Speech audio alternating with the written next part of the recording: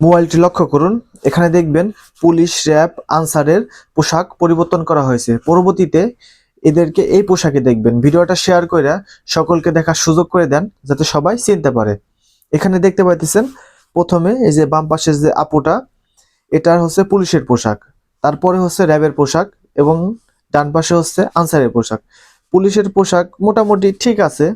তো র্যাবের পোশাকটা আগে যেরকম ছিল এখন সেরকম নাই। আগে যেরকম কালো পোশাকটা ছিল এখন সেরকম নাই।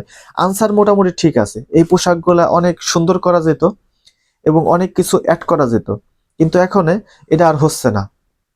তো এই পোশাক পরিবর্তন করতে কোটি কোটি টাকা প্রয়োজন হবে। তো এখন আপনি কমেন্টে বলেন যে এদের পোশাক পরিবর্তন করা দরকার ছিল নাকি এদের চরিত্র পরিবর্তন করা দরকার ছিল, এটা কমেন্টে জানাবেন। এই পোশাক পরিবর্তনের পক্ষে কে কে আছেন আর বিপক্ষে কে কে আছেন অবশ্যই ভিডিওটা শেয়ার করে সকলকে দেখার সুযোগ করে দেবেন। আসসালামু আলাইকুম।